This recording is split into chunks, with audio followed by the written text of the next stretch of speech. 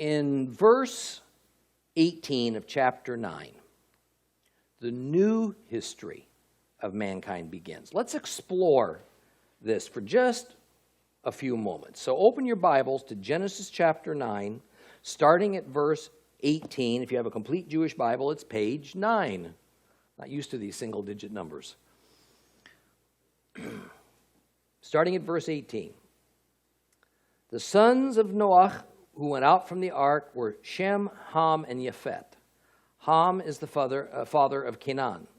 These three were the sons of Noah, and the whole earth was populated by them. Now Noah, a farmer, was the first to plant a vineyard. He drank so much of the wine that he got drunk, and he lay uncovered in his tent.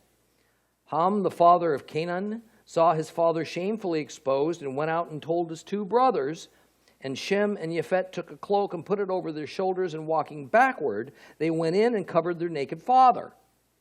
Their faces were turned away, so they did not see their father lying there shamefully exposed.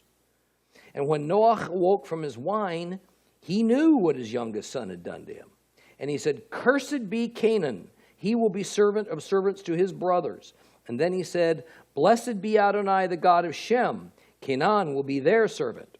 May God enlarge Japheth. He will live in the tents of Shem, but Canaan will be their servant." After the flood, Noah lived 350 years.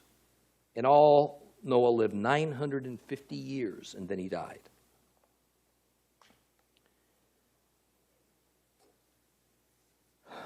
Well, just as Adam was the beginning of all mankind on earth, so it is with the new Adam, who is Noah.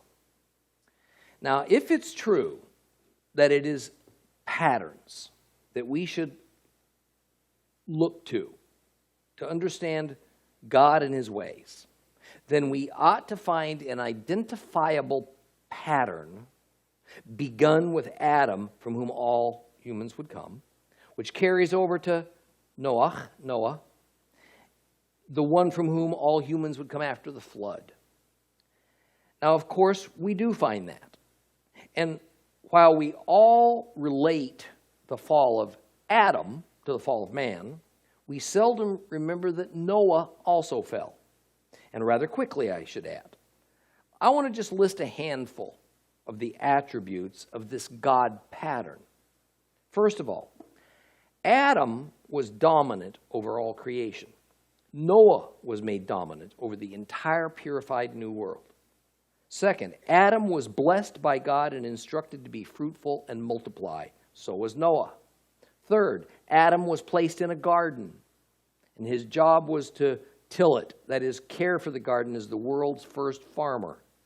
Noah began as a gardener as well, for he was the first to plant a vineyard as the world's first farmer after the flood. The new world's first farmer, in other words.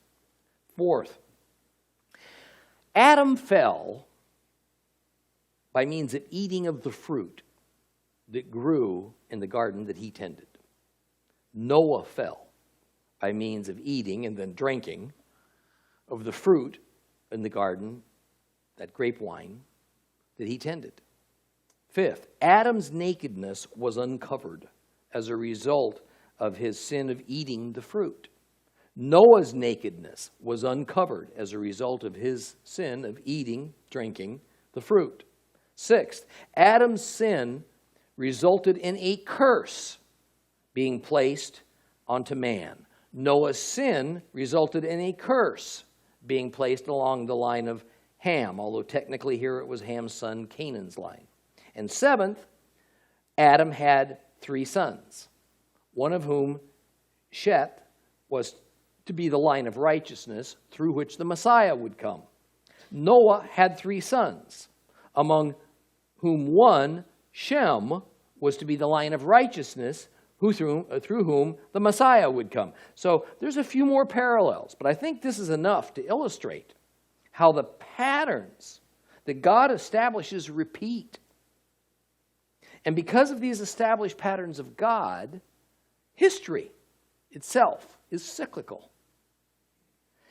Well, now we're introduced to the 3 distinct lines from which every human alive today comes, and it's from the three sons of Noah. We're told that these are Ham, Shem, and Japheth, or in Hebrew, Yafet. You, I, we all come from one of these sons of Noah, and likely many of us, most of us, probably have some genes from all three of them in us. Now, notice of the three sons, Ham is spoken of as the father of Canaan. That's a little unusual in the Hebrew format for a father to have his family identity wrapped up in his son. It's always the other way around. Well, we're going to quickly find out why that is. The story is told that begins in verse 20, continues through 27. It's so emotionless, it's told in such a matter-of-fact way that it seems almost trifling, unimportant, not just a little bit difficult to understand.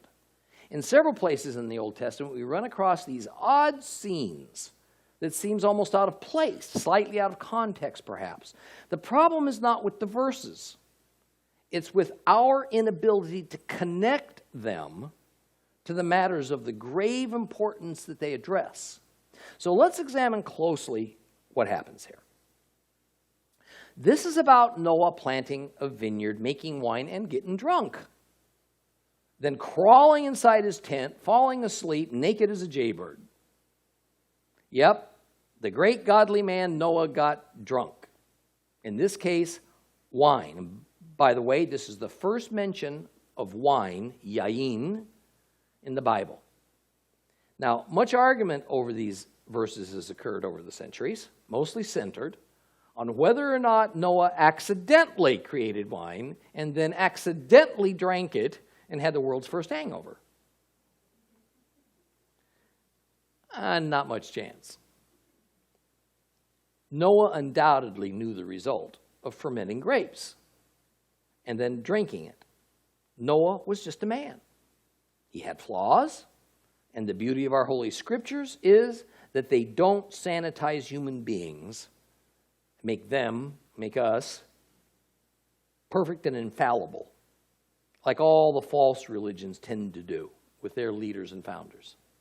Not even the greatest men of the Bible, our Bible heroes, are mentioned, without including some of their faux pas and their disagreeable character traits. And the reason for this is very straightforward. Our righteousness before God's not dependent on us. It's dependent on God. Always has been. Always will be. But for some reason, Ham enters the tent of Noah and discovers him drunk and naked. And he goes out of the tent and he tells his two brothers, Shem and Yafet. The two brothers then drape a cloak over their shoulders. They walk backward into Noah's tent, and they let the garment fall over their father's nakedness without having looked upon him. When Noah wakes up, he's offended. He's angry. He takes his wrath out, not so much on Ham, but on Ham's son Canaan. He pronounces a curse upon Canaan. Yet, there's more to what's going on here than only a curse on at least one member of Ham's line. There are also some blessings pronounced upon Shem and upon Yafet. Now, before we discuss those blessings, the logical question here is, what was Noah so upset about? Why did his grandson Canaan, who doesn't appear to even have been involved in this event, get the brunt of this curse? Well, ancient sages have come up with all sorts of reasons.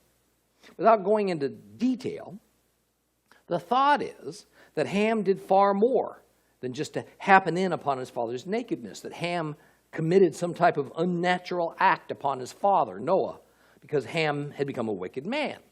Virtually every competent Bible version uses words in verse 24 that says something like, and when Noah awoke, he knew what his youngest son had done to him. Yet, although I used to think so, I no longer accept that Ham did any more to his father than see him naked and then run out and report what he saw to his brothers. After a lot of reading of the ancient Hebrew sages, I see that there were likely two crimes committed by Ham. First was the crime of shaming his father. it was not simply seeing his father Noah drunk and naked that was the crime. It was what Ham did about it. Rather than show respect by just covering up his father and then leaving without uttering a word, Ham dashed outside and tattled to his brothers. And in doing so, Ham did not honor his father. And what a principle's laid down here. Noah deserved to be honored because, first, he was Ham's parent. Second, because God called Noah, of all men on earth, tzaddik, righteous in his sight. If God thought Noah righteous, that's the end of the matter. Ham should have not pointed out his father's sin to his brothers. Now, the second crime that Ham may have committed, and this is my own theory on the matter, is that called lashon hara in Hebrew. Lashon hara means to speak evil of someone, usually in the form of gossip or slander. Now, though it may not sound all that serious, because it's done rather usually in our society, in fact, once we get to Leviticus and begin discussing tzara'at, which is usually mistakenly called leprosy, we're going to see that this disease is thought to be God's punishment, and that the crime or the sin associated with contracting tzara'at is almost always lashon hara, speaking evil of someone. Now, Canaan was named as the accursed one, likely because Canaan would have more to do directly with Israel than any other descendant of Ham. But the Bible shows us that in reality, all of Ham's line suffered greatly, if we can assume that this is the result of this curse, and not just Canaan. Further, the ancient Hebrew sages and later on rabbis say that one of these two scenarios is the most likely. First, either the text as we have it got corrupted, and the word should have made the accursed one as the father of Canaan. In other words, the phrase the father of either got misplaced or just dropped out. Or, equally as likely in their eyes, there is more to the story than what was recorded. Perhaps Canaan did play a larger role. I have a third option, and it's this. Since it's not stated which of Ham's sons was his firstborn, it might well have been Canaan.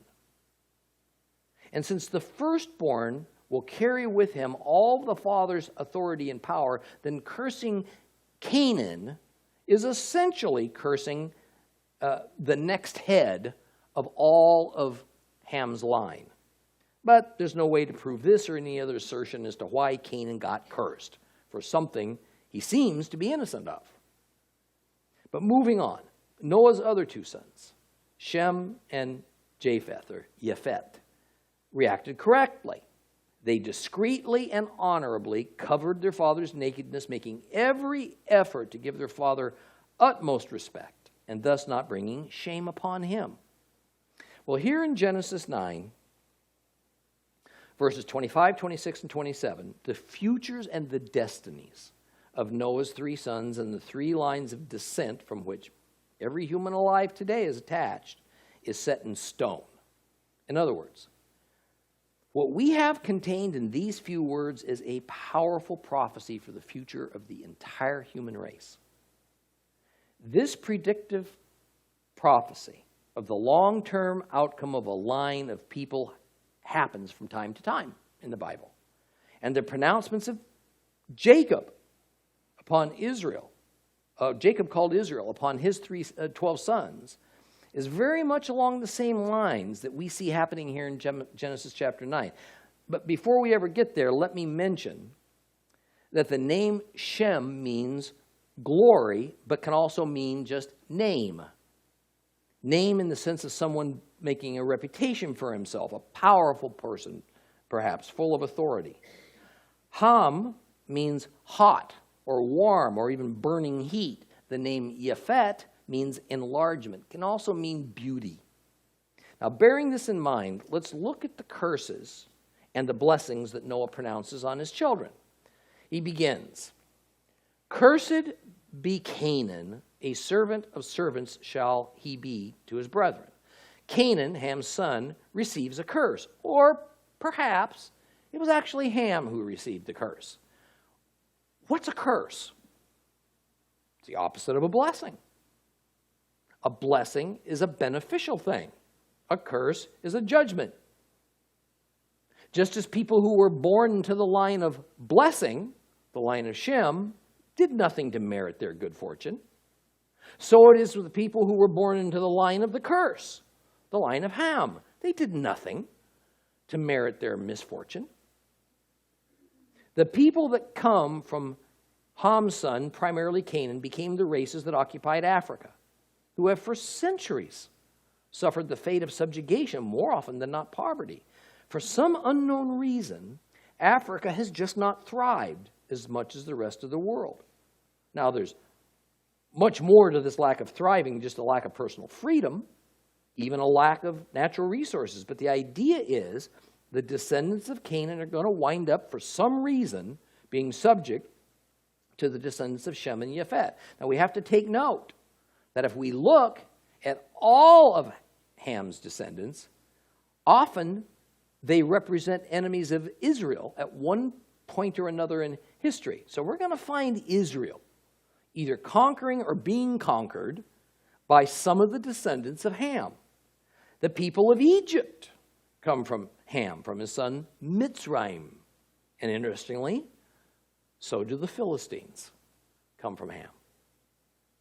Now, blessed be Adonai, the God of Shem, and Canaan shall be their slave. Here we have more proof that something went wrong with Ham and with his children, and doubly so for Canaan's descendants. Because it indicates that while Shem will follow the God of Israel, many of Ham's descendants will choose another direction. But what we all have here is also indicating that Shem's ancestors will carry the authority forward for Noah's family, which basically means all mankind. I want to say that again. The rulership of mankind is within the line of Shem because it was handed over to him by Noah in this blessing that we're examining. Noah had every right to do that. Just as Adam was preeminent over all other men for a long time, so Noah was in essence the king of the world immediately following the great flood. He was the head of the only family that existed on planet Earth. His authority was absolute over all humanity, even if the sum total of humanity was about 8. And Noah chose to pass along that power to Shem. And we see that this is so because God, the only God, is called what? Shem's God. Indicating a linkage, an allegiance, a relationship between Shem and Yehovah. And this relationship with God is not associated with either Japheth or Ham. The line of Shem would go on to become Hebrews, Arabs, and some of the Orientals. Next, may God enlarge Japheth, let him dwell in the tents of Shem, and let Canaan be his servant. Okay, this blessing bestowed upon Japheth was somewhat dependent on his relationship with Shem. The descendants of Japheth, would benefit when they were in good relations with Shem, which is the meaning of shall dwell in the tents of Shem. Japheth was the branch of the family which would enlarge. That is, they'd grow greatest in population and in wealth. Japheth is the ancestor of the Romans and the Greeks and most of the European peoples, who themselves are ancestors of the earliest American colonists. And no time, at no time in history has such wealth and fruitfulness been seen as what happened first in Rome, then in Europe, then in America. And by all appearances, it had not to do with luck, but rather with the blessing of Noah upon his son Japheth. And, again, the descendants of Canaan, but in reality, Ham, were to be subject to Japheth's offspring, just as they would be subject to Shem's offspring. Now, once more, in the last couple of chapters of Genesis, this exact pattern of blessing and cursing and bestowing them upon a son who represents an entire branch of the family gets repeated.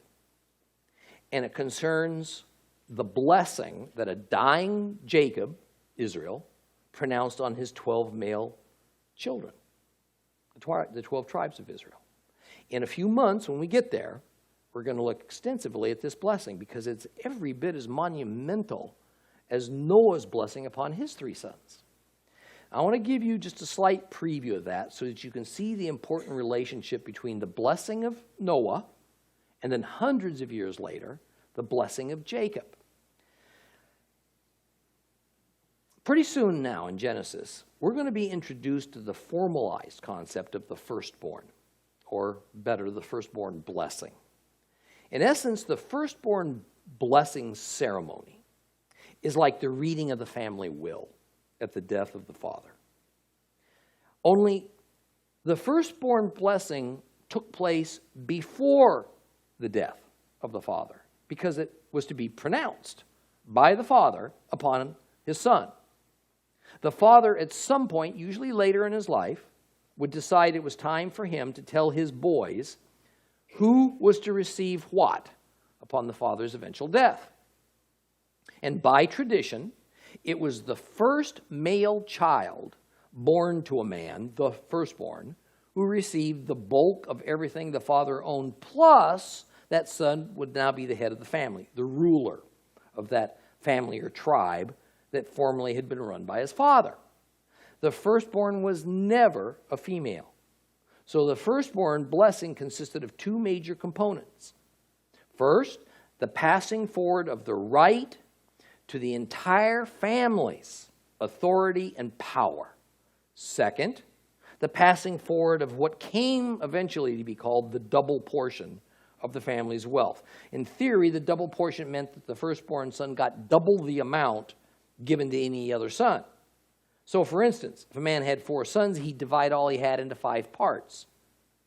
Give the firstborn son 2 of those 5, the remaining sons then each got 1 part. It wasn't always that neat and clean because it wasn't necessarily the giving of exactly double. That wasn't the goal. It could have been almost everything. It could have been just a tad more than the other sons. Father had a lot of latitude in his decision. I want you to stay with me because understanding the firstborn blessing is most helpful in understanding Scripture. So the firstborn son, by tradition, he gets all the power and the bulk of the family's wealth. His siblings are now under that firstborn's authority. In other words, their brother. And what we saw in Noah's blessing was a type of firstborn blessing before it became formalized and was given a name. Of Noah's 3 sons, though, 2 got blessings, 1 got a curse. Now, what's interesting is that in the typical firstborn blessing, the transfer of family authority and family fruitfulness, wealth, goes to the same son. Just goes together. It's a package. But in Noah's firstborn blessing, the blessing got split. Shem received the authority. Japheth, the fruitfulness, the wealth. The biblical term is enlargement. It's very strange. Now, fast forward several hundred years. Jacob, called Israel, is now living in Egypt. He calls his 12 sons to him because he's on his deathbed. He knows his time is nearing, so he performs the all-important firstborn blessing. We find this, by the way, in Genesis 49.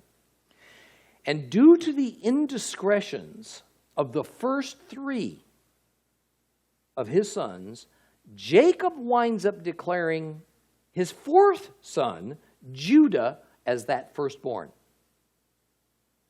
Actually, doing that isn't all that strange. It happened with some frequency that the real firstborn was passed over for a younger son who, for whatever reason, had won favor with his father, or equally as likely had fallen out of favor for something that his father didn't like. The real strangeness is Jacob goes against all custom and tradition, and he splits the firstborn blessing, just like Noah did. He gives the family's power and authority to Judah, but he gives the double portion, the family's wealth, enlargement, expressed as the blessing of enlargement and fruitfulness, he gives this to Joseph. Now, this is highly unusual, but it's exactly the same thing Noah did all those centuries earlier.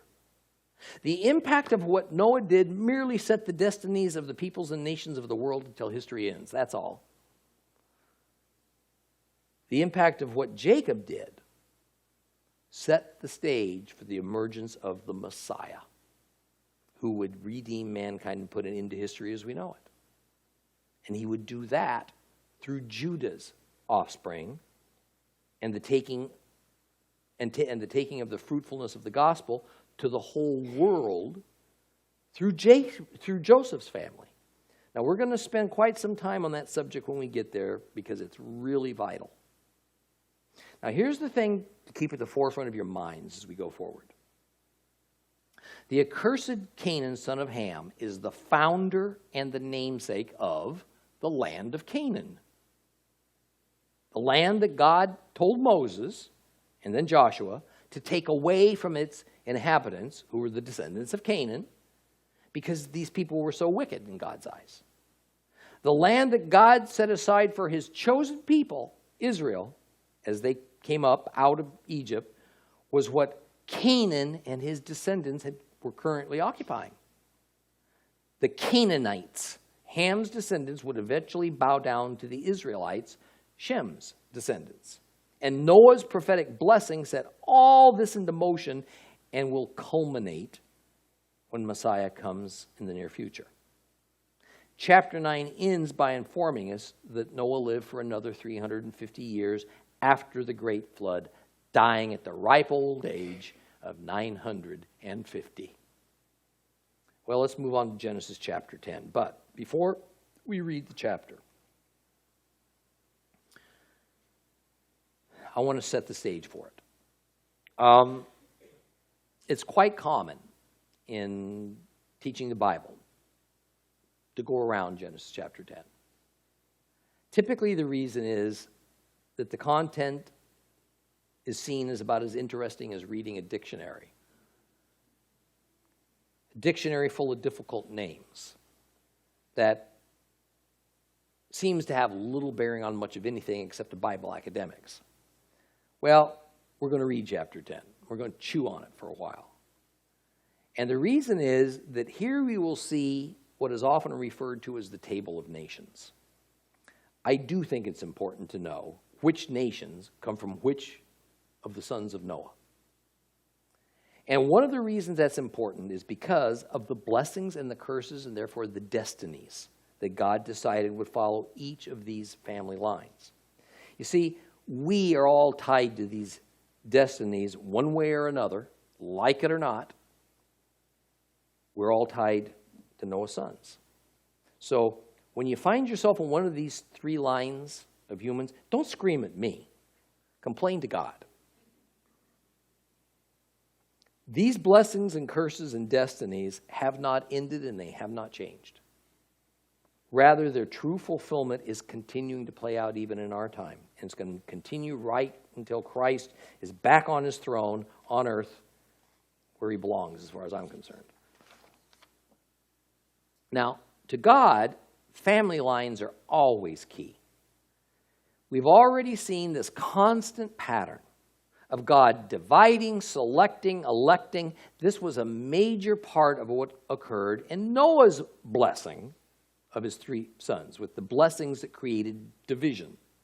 We saw this principle established early on when God divided light from dark, good from evil. We saw it when he divided mankind into male and female.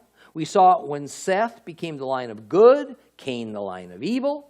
Now we see it with Shem becoming the line of those who followed God, Ham becoming the line of those who wandered away from God, and Yafet the line of fruitfulness and increase. And if we were to follow this theme all the way to the New Testament, we find that Christ is that seed of the woman who had come from a specific family line divided off from all other family lines. And that line, of course, traces back to Shem. Now let us remember that these lines of good are the paths that the eventual seed of the woman being Hava, Eve, would eventually come. Knowing these details about family lines is really important to understanding not just the Old Testament, but the New Testament as well. So let's read Genesis chapter 10. Open your Bibles to page 9. If you have a complete Jewish Bible, there we'll find Genesis chapter 10. Here is the genealogy of the sons of Noah. Shem, Ham, and Yafet. Sons were born to them after the flood. The sons of Yafet were Gomer, Magog, Madai, Yavan, Yuval, Meshech, and Tiras. The sons of Gomer were Ashkenaz, Riphat, and Togarmah. The sons of Yavan were Elisha, Tarshish, Kittim, and Dodanim. And from these, the islands of the nations were divided into their lands, each according to its language, according to their families in their nations. The sons of Ham were Cush, Mitzrayim, Put, and Canaan. The sons of Cush were Sheva, Havlah, Savta, Rama, and Savtakha. The sons of Ramah were Shiva and Dedan. Cush fathered Nimrod, who was the first powerful ruler on earth. He was a mighty hunter before Adonai. This is why people say, like Nimrod, a mighty hunter before Adonai. His kingdom began with Babel, Erech, Akkad, and Calneh in the land of Shinar. Asher went out from that land and built Nineveh, the city Rehovot, Kelach, and Resen between Nineveh and Kelach. That one is the great city. Mitzrayim fathered the Ludim, the Anamim, the Lahavim, the Naphtuchim, the Patruzim, the Kazluchim, from whom came the Philistines, and the Kaphtorim. Canaan fathered Sidon, his firstborn, Het, the Yevusi, the Amorite, the Girgashites, the Hivites, the Archites, the Sinites, the Arvadites, the Zamorites, and the Hamathites. And afterward, the families of the Canaanites were dispersed. The border of the Canaanites was from Sidon as you go towards Gerar to Aza, meaning Gaza. As you go towards Sodom, Gomorrah, Admah, and Zvoyim to Lesha. These were the descendants of Ham according to their families and their languages and their lands and in their nations. Children were also born to Shem, ancestor of all the descendants of Ever and older brother of Yafet. The sons of Shem were Elam, Asher, Arpachshad, Lud, and Aram. The sons of Aram were Uts, Hul, Geter, and Mash. Arpachshad fathered Shelach. Shelach fathered Ever. To Ever were born two sons. One was given the name Peleg, because during his lifetime the earth was divided. His brother's name was Yoktan. Yoktan fathered Almodad, Shelef, Hatzarmavet, Yerach, Hadoram, Uzal, Dikla, Oval, Avamiel, Sheva, Ophir, Havilah, and Yovav. All these were the sons of Yoktan. Their territory stretched from Mesha as you go towards Sfar to the mountain in the east. These were the descendants of Shem according to their families and languages in their lands and in their nations. These were the families of the sons of Noah according to their generations in their nations. From these, the nations of the earth were divided up after the flood.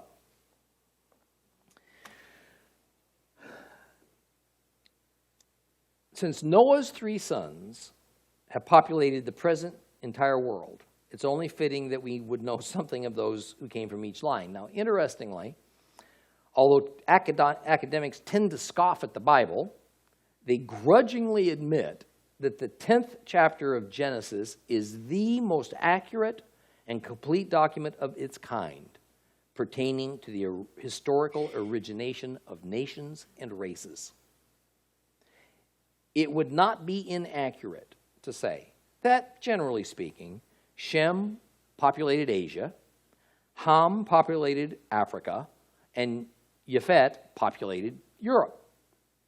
And of course, there's exceptions, there's ongoing migration, there's a lot of intermixing among the 3 lines coming from Noah that took place over the centuries, so it's less cut and dried today as it was 3,000 years ago and more.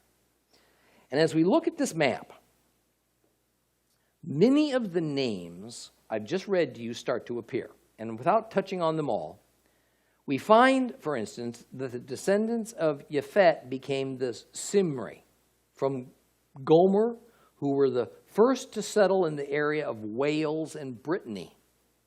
The Scythians from Magog, who formed the Russian people. The Medes from Madai. The Greeks from Yavan. The Thracians from Tyros, who became the Macedonians, from whom eventually came the world-conquering Alexander the Great. From these groups of people came the Germans, the Celts, the Celts, and the Armenians. We should also take notice that in the line of Japhet was Tarshish. This is primarily modern-day Spain. Some of you prophecy buffs might recognize the name Tarshish because it's mentioned in Isaiah. I want to take just a few minutes and examine a prophecy that's 2,700 years old, but whose fulfillment has only begun in our lifetimes. And it's continuing as we speak. And this is from Isaiah chapter 60, and we're only going to read verses 1 through 12 for right now. Open your Bibles to Isaiah chapter 60. If you have a complete Jewish Bible, it is page 531. Isaiah chapter 60. Arise and shine, Jerusalem, for your light has come. The glory of Adonai has arisen over you. For although darkness covers the earth and thick darkness the peoples, on you Adonai will rise. Over you will be seen his glory. Nations will go towards your light, and kings towards your shining splendor. Raise your eyes and look around. They're all assembling and coming to you. Your sons are coming from far off. Your daughters carried on their nurses' hips. Then you will see and be radiant. Your heart will throb, swell with delight. For the riches of the seas will be brought to you. The wealth of nations will come to you. Caravans of camels will cover your land. Young camels from Midian and Ephah. All of them coming from Sheba, bringing gold and frankincense, proclaiming the praises of Adonai. All the flocks of Kedar will be gathered for you. The rams of Naviot will be at your service. They will come up and be received on my altar as I glorify my glorious house. Who are these? Flying along like clouds, like doves to their dovecotes. The coastlands are putting their hope in me, with the Tarshish ships in the lead, to bring your children from far away, and with them their silver and gold, for the sake of Adonai your God, the Holy One of Israel who glorifies you. Foreigners will rebuild your walls. The kings will be at your service. For in my anger I struck you, but in my mercy I pity you. Your gates will always be open. They will not be shut by day or by night, so that people can bring you the wealth of nations, with their kings led in procession. For the nation or the kingdom that won't serve you will perish. Yes, those nations will be utterly destroyed.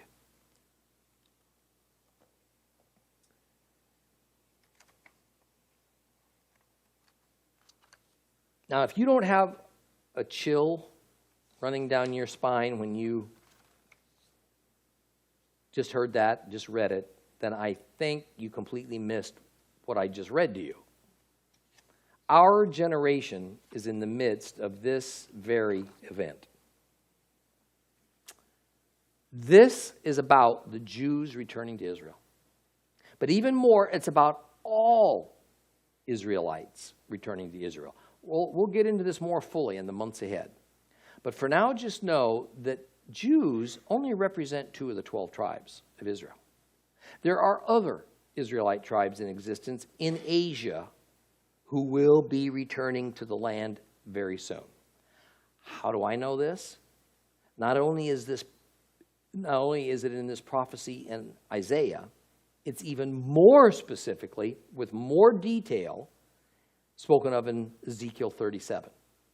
And the Israeli government officially acknowledged for the first time in March of 2005 that there have been found members of what had been termed the 10 lost tribes of Israel, and they are indeed Israelites, but they're not Jews. That may be a little bit murky for you right now, but later on it won't be. Now, I've often heard Bible teachers and pastors speak of how ships will come from Tarshish to bring the Jews back home to Israel in the last days. But the Tarshish wasn't really literal, just a word symbolic of faraway places. They must have been among the many who skipped over Genesis chapter 10. Because we certainly see there, and then here in Isaiah 60, it's backed up, we see who Tarshish is. He is the son of Gomer, who is the son of Japheth. Not only that, but one of the largest Jewish sects in existence is called Sephardic Jews. Sephardic Jews are Jews who come primarily, not entirely, but mostly, from a large group of Hebrews who settled in Spain during the 6th, 7th, and 8th centuries. Many Sephardic Jews led the way back to the Holy Land late in the 19th century, then again after World Wars I and II. Spain equals Sephardic. Tarshish is a city in Spain. This is neither speculation or allegory. It's just historical fact. And we'll continue with this next week. Would you please rise?